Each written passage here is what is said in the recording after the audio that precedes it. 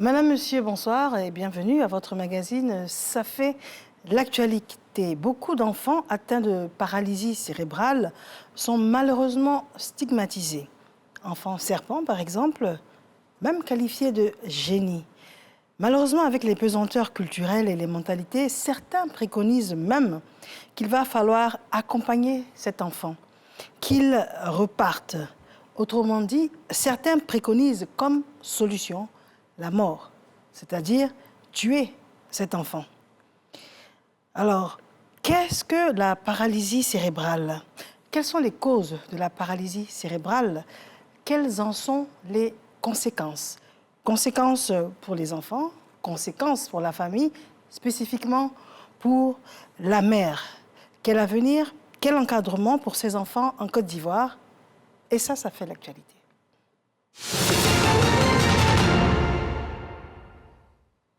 Ahmed Traoré nous propose son élément de reportage et l'on se retrouve juste après. C'est une stature divine, hein, ces enfants qui sont venus au monde comme ça, au lieu de les rejeter ou de les cacher. Je pense qu'il faut pouvoir trouver le moyen de les insérer afin qu'ils s'épanouissent. Donc pour les parents qui ont les moyens, naturellement, il y a des centres spécialisés, mais pour ceux qui n'ont pas les moyens, je pense qu'à un certain niveau, il faut des personnes de bonne volonté, il faut bien que l'État, ou bien même il faut que des ONG arrivent à aider les familles pour que les enfants puissent avoir une part de vie aussi. C'est assez important.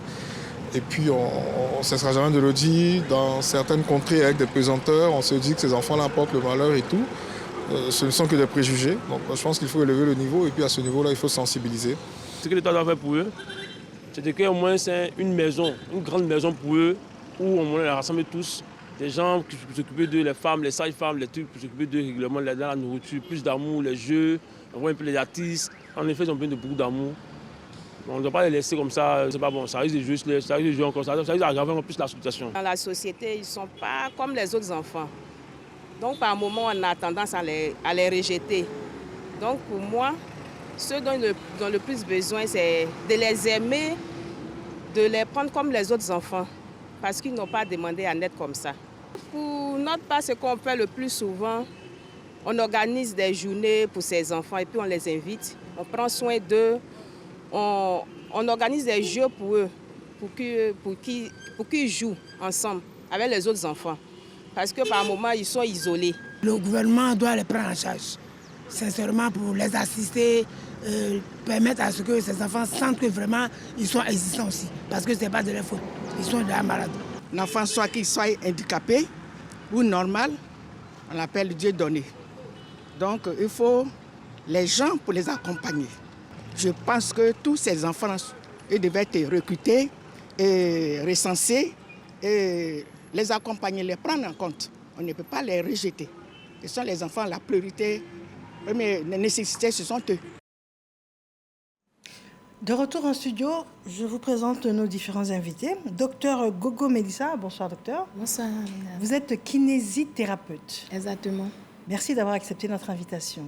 Merci. Madame Baou Opélie Marcel, madame, bonsoir. Bonsoir, madame. Vous êtes présidente de l'ONG Cœur de Maman, Amour d'enfant. C'est cela. Madame, merci également à vous d'avoir répondu présente à notre invitation. Alors, cet élément de reportage signé Ahmed Traoré, quel est votre sentiment sur le contenu? C'est un sentiment de joie qui veut dire que aujourd'hui la population quand même a un regard sur les enfants vivant en situation de handicap. Quelques années en arrière, c'était difficile d'en parler. Ou quand tu poses la question à un individu, on vous dit non que c'est un enfant serpent, il est stigmatisé, non, on doit jeter l'enfant. Mais on voit qu'il y a un travail qui s'est fait au niveau de la promotion de l'handicap et vraiment c'est bien. D'accord. Voilà. Et vous êtes docteur Gogo, vous êtes kinésithérapeute. Exactement. Qu'est-ce que fait le kinésithérapeute? Le kinésithérapeute, c'est un agent de santé qui exerce dans la médecine physique et réadaptation. Il pose une action en vue de traiter un membre qui est déficitaire, une zone voilà, qui est déficitaire, peu importe, suite à une pathologie, par exemple un AVC, Par exemple, quelqu'un qui a des difficultés moteurs, qui n'arrive plus à déambuler, s'il a une faiblesse musculaire quelque part, voilà, sur son corps. Vous aidez à faire de la rééducation? Voilà, on fait la rééducation. Voilà, et on encadre aussi ces personnes. D'accord. Voilà. Madame Guarou Peli Marcel, vous avez créé l'ONG Cœur de maman, amour d'enfant. C'est un combat que vous portez depuis longtemps?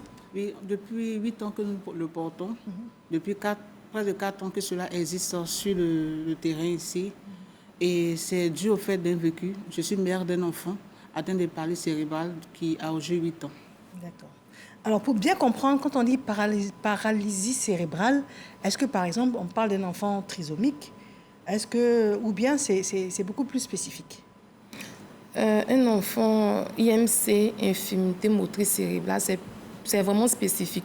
Parce que l'enfant peut être IMC et il peut avoir aussi la trisomie ou bien il peut être autiste.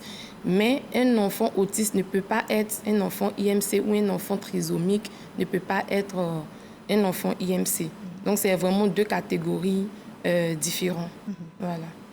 D'accord. Alors, on a bien compris, vous avez un enfant qui est donc dans ces difficultés-là. Ils avaient décidé de porter le combat. Donc, au quotidien, vous vous battez pourquoi?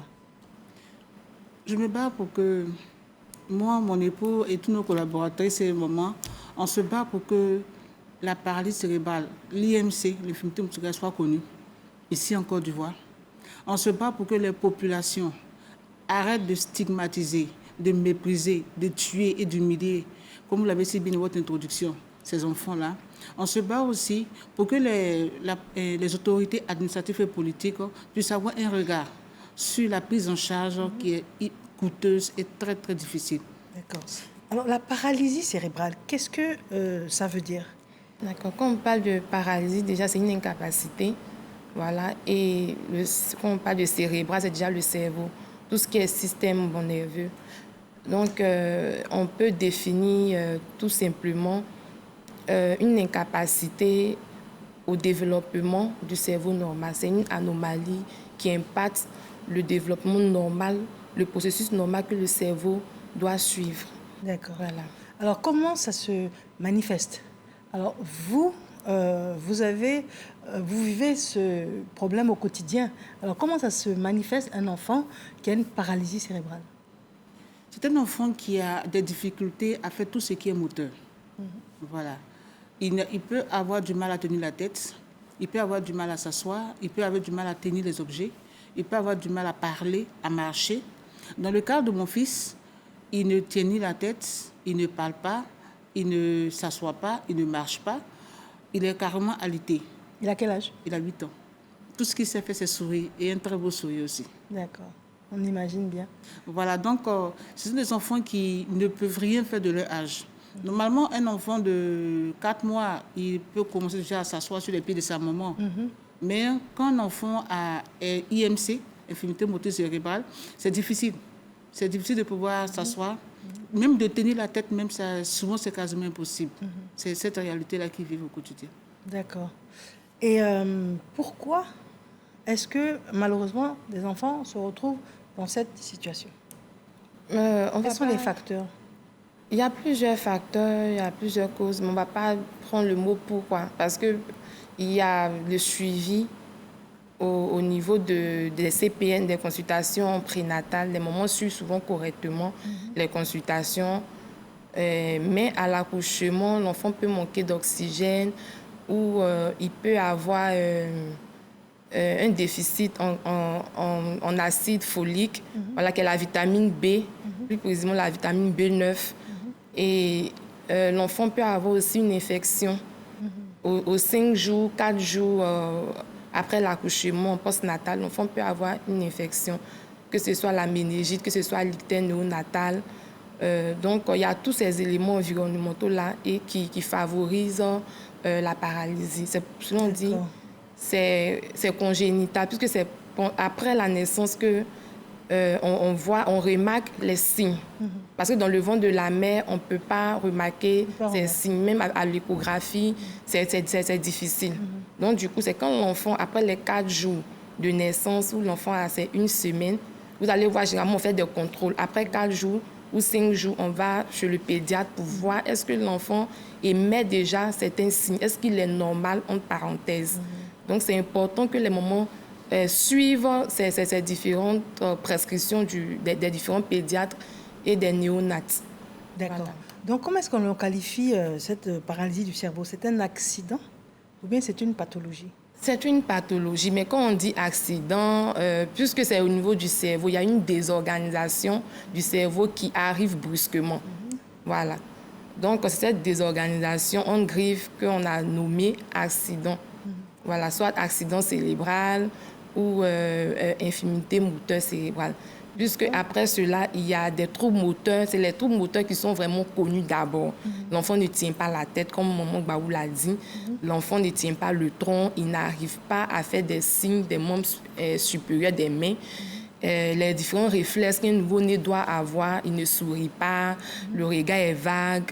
Il est comment je vais dire ça? Évasif? Voilà, il est évasif. Il ne répond pas. Même quand on émet un son, l'enfant ne réagit pas, en fait. Il ne réagit pas, il ne répond pas. Voilà. Est-ce qu'il n'est pas connecté? Est-ce qu'il ne ressent pas les choses? En fait, c'est ça. Non, l'enfant, il n'y a pas d'éveil. Il n'y a pas d'éveil. Puisque c'est le cerveau de l'être humain, c'est comme un peu... j'ai assimilé cela à un ordinateur, l'unité centrale de l'ordinateur. Vous voyez que quand on allume l'ordinateur, il y a tout un tas de processus. Et puis, l'ordinateur commence à démarrer. Mais le cerveau est éteint. D'accord. Voilà. Donc, du coup, même quand on fait un signal, l'influx nerveux, on appelle ça l'information qui est diffusée. Mais l'influx nerveux ne passe plus. Et pour répondre aux actes, comme l'enfant doit réagir, au niveau des membres, l'enfant n'y arrive pas. Il y a quelque chose de fondamental que vous avez dit. Ça peut être une mère en parfaite santé qui suit correctement tous ses examens, toutes ces consultations, mais malheureusement, pendant l'accouchement, il peut y avoir des complications, l'enfant manque d'oxygène. Et puis voilà, l'enfant peut également, après la naissance, avoir une méningite ou bien un palu aigu. Et puis ça peut arriver. L'enfant même peut se développer normalement. À 5 ans, 4 ans, 7 ans, l'enfant est normal et il pique une crise. Voilà, il commence à convulser et puis l'enfant tombe dans l'état de la paralysie cérébrale. D'accord. Voilà. Paralysie cérébrale, on en a parlé et j'aimerais bien que l'on parle d'une mère, d'un enfant qui a besoin d'assistance de la sorte. Parce que dans mon intro, je disais bien qu'il faut de l'assistance pour les enfants, mais également pour les parents. Et vous êtes un parfait exemple. Expliquez-nous le genre de manque d'assistance dont pourraient souffrir les parents d'enfants qui auraient une paralysie cérébrale. Déjà, il y a l'isolation. Il y a l'isolement plutôt. La mère ou le couple, ou même la famille, qui a un enfant atteint d'infirmité motrice cérébrale, est déjà handicapé. Parce que leur enfant est différent des autres. Eux-mêmes, ils portent un regard différent sur l'enfant quand le cas est déclaré. Ensuite, il y a le coût de la prise en charge. Il faut l'emmener chez le pédiatre, il faut l'emmener chez le neurologue, chez le kinésithérapeute et tous les soins qui vont avec. Ça demande beaucoup d'argent. La mère aussi qui est en activité, quand elle fait l'enfant, peut se retrouver à démissionner, abandonner son activité pour être à la charge de l'enfant, s'occuper de l'enfant. Le père qui avait le soutien financier de son épouse pour subvenir aux besoins de la famille se retrouve seul face à toutes les charges qui sont déjà normales. Il y a la maison et tout ce qui va avec. Maintenant, il y a les factures de l'enfant qui sont croissantes presque tous les jours.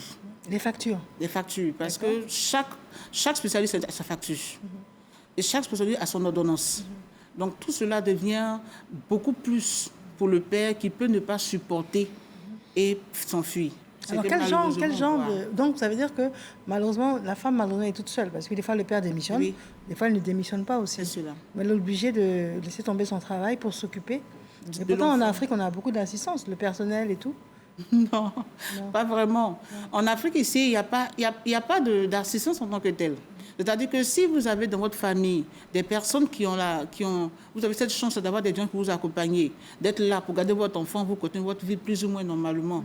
Mais quand il n'y a personne, mais je parle des nounous.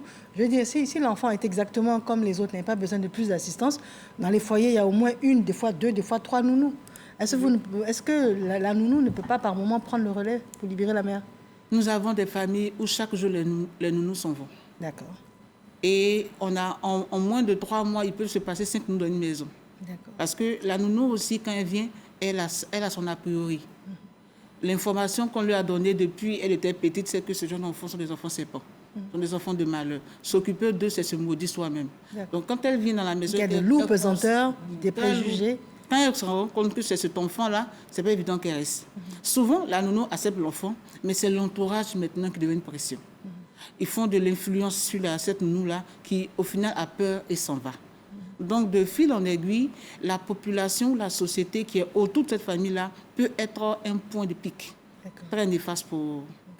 Alors, Madame Gbaou a parlé de plusieurs plusieurs médecins qui interviennent pour encadrer l'enfant et que la facture est excessivement lourde. Alors, on sait bien qu'il y a un kinésithérapeute, il y a qui d'autre? Il y a l'orthoprothésiste, il y a l'orthophoniste. Donc, le kinésithérapeute, lui, c'est pour la rééducation. Oui. L'orthoprothésiste, c'est pour l'appareillage. Oui. Et l'orthophonie, c'est pour le langage.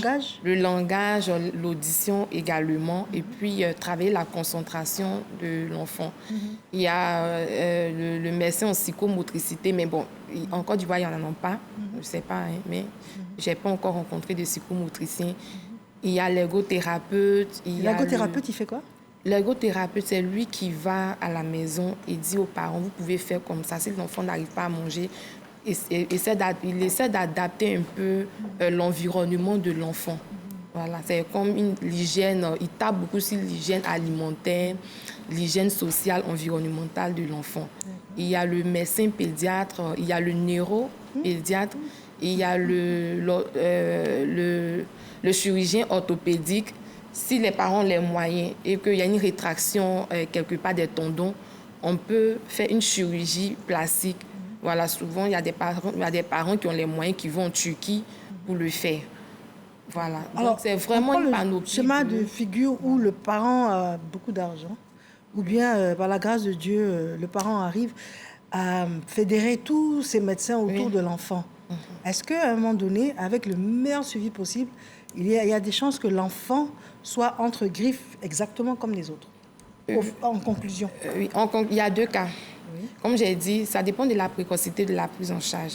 Et ça dépend aussi du niveau de sévérité de la pathologie.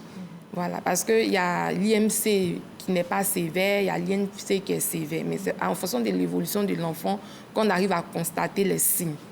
Mais quand les parents ont les moyens et que ce n'est pas sévère, avec tous ces éléments réunis, l'enfant retrouve sa capacité intellectuelle, comme les autres enfants, il va à l'école, tout et tout. Il a juste pris du retard dans le temps. Voilà, on le classe maintenant comme un retard psychomoteur. On le classe plus comme un enfant IMC. Voilà. Et du coup, ça change de nom. Il n'est plus IMC, on le classe comme un enfant en retard. Voilà. Dans le cas de votre ONG, vous avez sûrement dû avoir accès à ce genre d'informations. En moyenne, combien d'enfants atteints de cette pathologie? En moyenne, plus de garçons, plus de filles? Qu'est-ce que vous savez de cela? Oui, à partir des familles que nous rencontrons, je peux dire qu'il y a plus de garçons que de filles. À partir des familles que je rencontre. Plus de garçons que de filles. Voilà, parce que déjà dans l'ONG, on a beaucoup plus de garçons que de filles. Et quand on va vers des familles qui nous contactent, pour pouvoir avoir de l'aide ou des renseignements, on se rend compte qu'il y a encore toujours plus de garçons que de filles. C'est vraiment un constat qui est personnel, ce n'est pas une statistique nationale. Voilà. Et si je veux un peu ajouter un peu à ce qu'elle a dit, la kiné, la progression de l'enfant est aussi due à l'amour. Parce que aimer son enfant est un facteur très important dans sa prise en charge. Vous pouvez avoir tous les médecins et spécialistes autour de l'enfant, mais si vous n'êtes pas là pour aimer l'enfant et que l'enfant se sent abandonné, l'enfant peut ne pas avoir envie d'évoluer. J'ai reçu il n'y a pas très longtemps chez moi à la maison une dame qui est venue, sa fille, qui marche, qui parle et qui vit un gros retard, mais la petite n'arrive même pas à lever les yeux pour regarder quelqu'un. Et quand je causais avec elle, je me suis rendu compte que toute la colère due au retard que la maman a pris dans sa vie, parce que l'enfant est né, se rejette chaque jour sur l'enfant. Se rejette sur l'enfant. Sur l'enfant. C'est-à-dire que l'enfant est accusé de ce retard-là. Et on ne le cache même pas. Mais un enfant qui est arrivé à marcher après tant de souffrance, pourquoi encore l'acculer? Au contraire, l'amour doit permettre à l'enfant de pouvoir s'éveiller, de pouvoir vivre. Donc, il peut y avoir des possibilités de rémission si l'enfant est aimé et il est bien suivi. D'accord. Donc, ça veut dire que tout de suite, on établit le lien entre cette paralysie du cerveau et puis le fait que ça n'exclut pas d'être en contact. Parce que quand on vous écoutait parler, on avait le sentiment que l'enfant était isolé dans un monde bien à lui. Et que tous ces professionnels autour de lui, c'était pour l'aider à sortir de ce monde et se connecter à la réalité de la vie.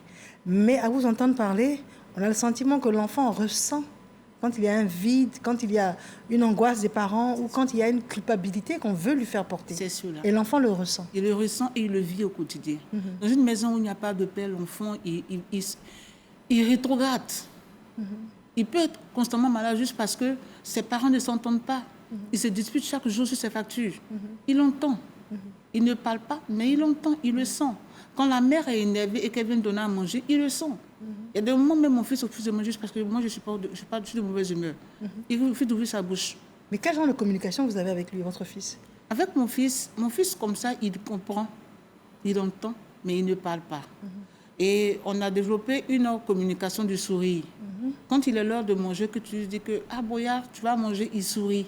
Quand il n'a pas faim, il ne sourit pas. Et on sait qu'il n'a pas faim, il va manger maintenant. Quand il veut manger, il commence à pleurer. Que dès que je dis « J'apporte ta nourriture », il arrête de pleurer automatiquement. C'est-à-dire qu'il entend et il réagit. Quand son père rentre du travail, que moi je rentre à la maison, automatiquement, il a une manière de réagir. Quand un visiteur rentre, il a une manière de réagir. Il s'assoit et puis il regarde le visiteur comme ça. Or, quand c'est nous, il bat les pieds. Il ne peut pas se lever, mais il bat les pieds. Il sait que c'est un de ses parents qui rentre. Vous voyez qu'il a une communication à lui. Oui. Donc, nous, en tant que parents, c'est de comprendre la communication de l'enfant et de l'accompagner pour que cette communication se développe. D'accord. Alors, si j'ai bien compris, parce que ça, c'est le cas le plus concret, c'est une vie que vous vivez. Ce n'est pas une histoire que vous nous contez. Non. C'est une vie, c'est la vie que vous avez. Si j'ai bien compris, votre enfant, il a 8 ans. C'est cela. Et malheureusement, il est toujours très dépendant. C'est cela. Vous avez réussi à établir une connexion, une communication et beaucoup d'amour. Et puis des professionnels de la santé autour de lui. Vous avez une ONG et vous portez ce combat. Oui. Mais pourquoi avec tout ce qui entoure en faveur de la guérison ou de l'amélioration de la santé de votre enfant, pourquoi est-il toujours alité? Parce que mon enfant n'a pas été détecté très tôt.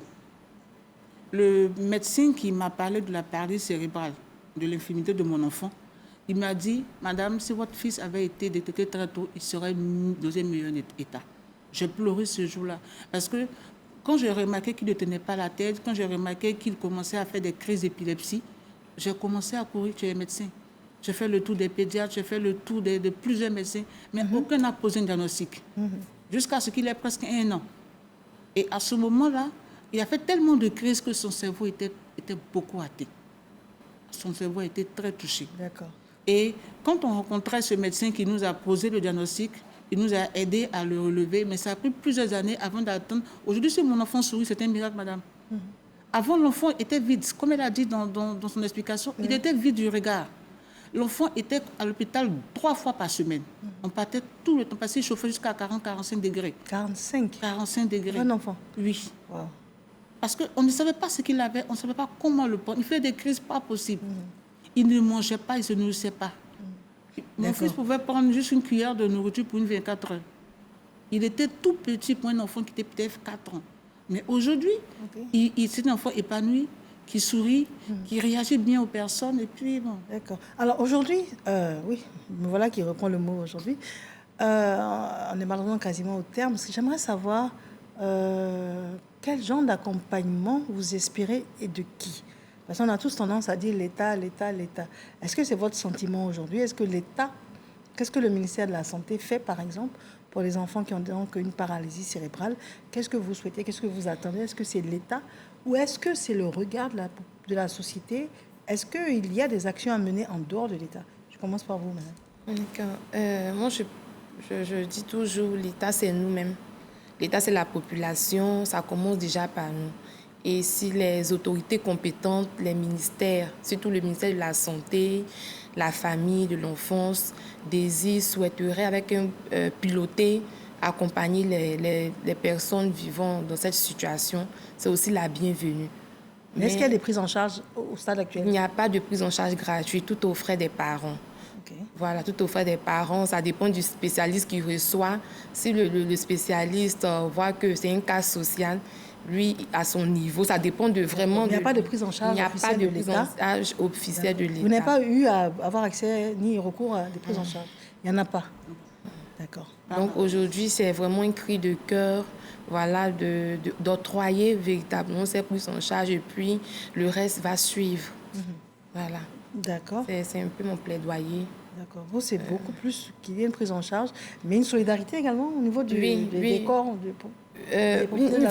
une solidarité justement au niveau du corps médical. Parce que nos collaborateurs ont tendance à retenir les patients. Ce n'est pas un challenge personnel. Quand un enfant, tu réussis à donner la vie, le sourire, l'autonomie fonctionnelle à un enfant, c'est toute une équipe qui accompagne. Voilà, c'est une pluridisciplinarité et on nous apprend ça en formation.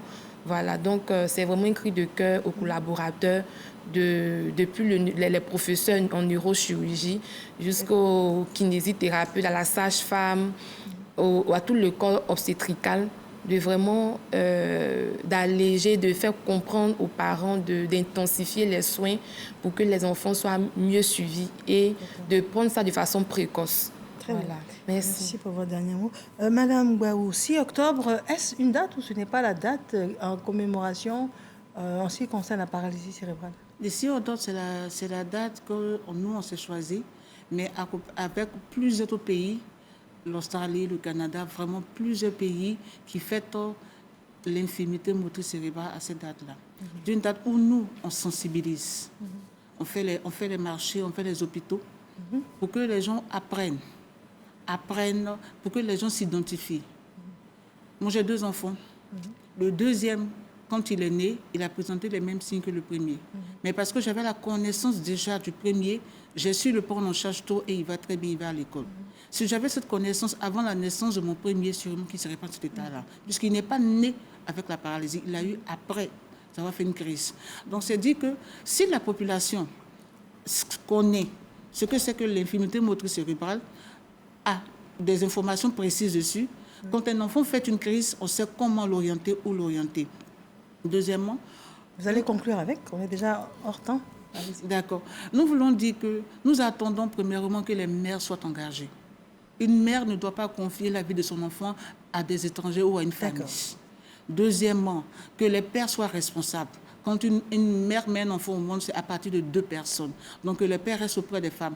Troisièmement, que la société arrête de nous mépriser. Nous n'avons pas choisi des enfants malades. Nous aimons nos enfants malgré leur situation. Et que les autorités nous accompagnent. Très bien. Voici qui est clair, madame, monsieur, infiniment merci de nous avoir suivis. Les enfants atteints de paralysie cérébrale, quelle prise en charge? Vous avez la réponse. Nous recevions madame Gbaou Opélie Marcel, présidente de l'ONG Cœur de Maman, Amour d'Enfants. Et nous recevions également le docteur Gogo Mélissa, kinésithérapeute. Madame, monsieur, bonsoir.